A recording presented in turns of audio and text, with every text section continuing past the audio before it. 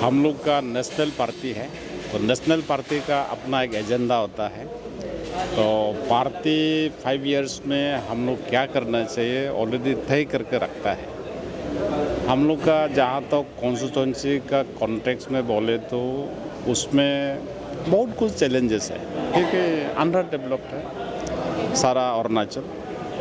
तो अभी road infrastructure में हम लोग को ध्यान देना है, उसका बाद एजुकेशन सेक्टर में ध्यान देना है। तो रोड अभी हम लोग PMGSY का अंतर्गत रोड बना रहा है, लेकिन वो जो स्पेसिफिकेशन है मतलब विलेज टू विलेज कनेक्टिविटी के लिए वो डिज़ाइन किया गया। तो वो रोड में हम लोग 20 टन 30 टन का जो कैपेसिटी का गाड़ी जाएगा तो लोड बेयर नहीं कर पाता। अभी उसको हम लोग हाईवे में कन्वर्ट करना पड़ेगा, उसके लिए हम लोग को काम करना है। और एजुकेशन सेक्टर में जो स्कूल प्राइमरी स्कूल जो विलेज में गांव में है उसका हालत ठीक नहीं है।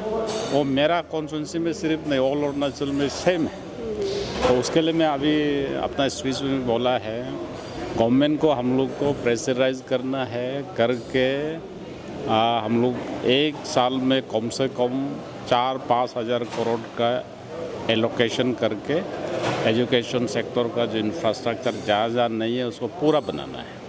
ऐसा करके हम लोग टीचर लोग को एडुकेट करना है, सेंसिटाइज करना है, अवेयरनेस क्रिएट करना है, वो लोग को ड्यूटी करने के लिए हम लोग को मजबूर करना है। तब जा कर के हमारा जो गांव का स्कूल है वो ठीक होगा। तो स्कूल ठीक होगा तो सर्टेनली हमारा नेक्स्ट जनरेशन भी ठीक होगा। तो इसी दिशा में हम लोग काम करेंगे।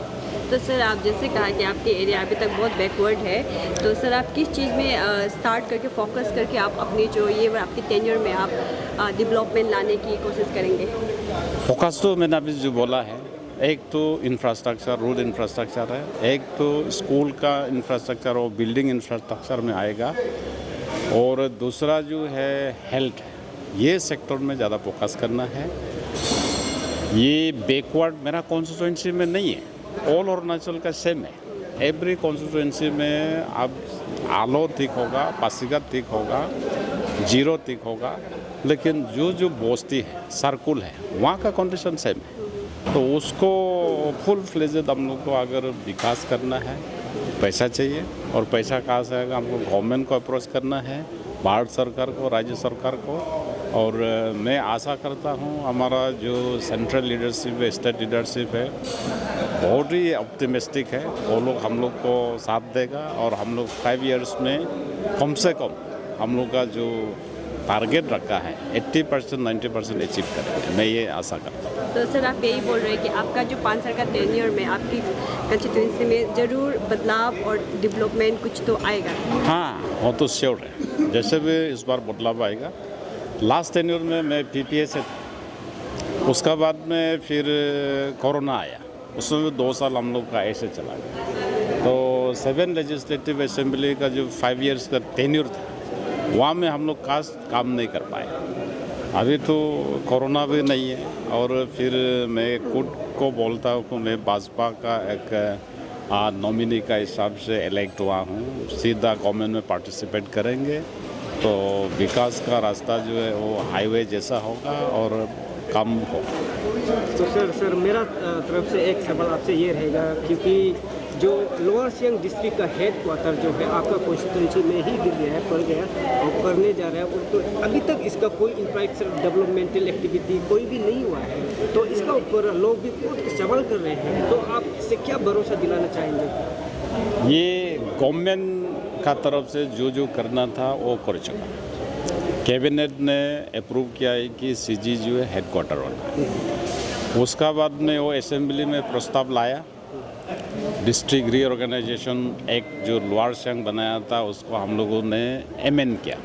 CG अभी permanent head quarter lower Siang का। तो इन द मीन टाइम हमारा कोई एक लड़का अपना इन्होंने कोर्ट में चला गया, NGT national green tribunal Calcutta में है कोर्ट।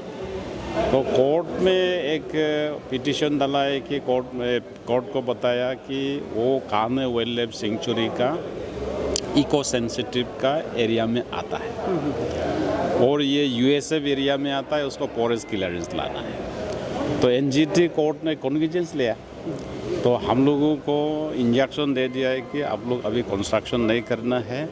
फर्स्ट आप इको सेंसिटिव को नोटिफाई कराओ, सेकंड आप फॉरेस्ट क्लियरेंस ले लो, उसके बाद काम करो। तो अभी हमारा इको सेंसिटिव नोटिफिकेशन हो गया, अभी फॉरेस्ट क्लियरेंस भी ऑलमोस्ट हो गया।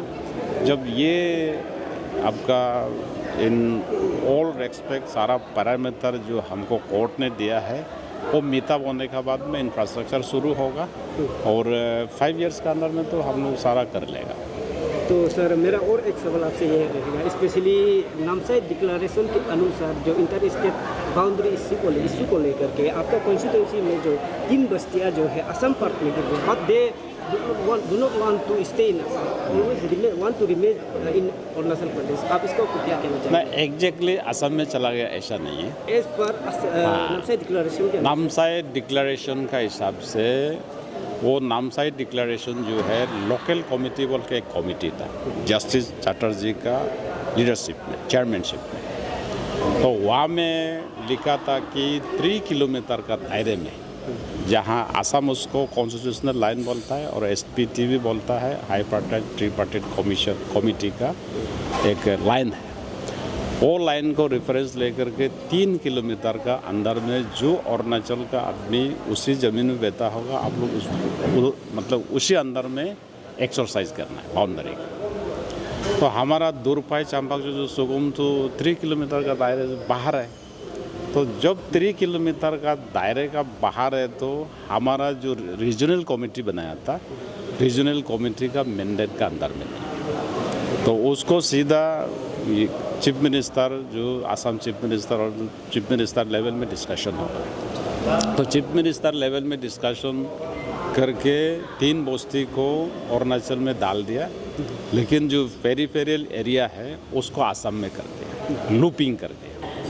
तो वहाँ का लोग का एक रिसेंटमेंट था कि हम लूपिंग नहीं करेगा, क्योंकि लूपिंग करने से ये जगह का एक पॉइंट बनेगा, ऊपर भी आसाम होगा नीचे भी आसाम होगा, हम बीच में आइलैंड बन करके नहीं बैठेगा। तो उस चीज़ को ये लोग थोड़ा सा नाराज़गी जताया था, मुझे भी जिंदाबाद मुर्दाबाद कर, लेकिन इसमें मेरा कोई रोल नहीं, क्योंकि वो मेरा हम लोग का डिस्कशन का जुरिडिक्शन का अंदर में नहीं था। तो अभी वो लोग भी समझ में आ गया। अभी हम लोग स्टेट गवर्नमेंट को, सीएम को भी बोला है कि इसको लूपिंग नहीं करना है, उसको सीधा अरुणाचल को देना है। अगर आप लोग कोई ज़मीन एक्सचेंज करके कहीं से असम को दे देता है वो बहुत अच्छा बात है। अगर एक्सचेंज मेथड में कहीं ज़मीन नहीं होने से भी इसको स्पेशल केस में अरुणाचल में कर देना है बोल के हम लोग उसको सिफारिश कर दी। Thank you sir. Okay, thank you.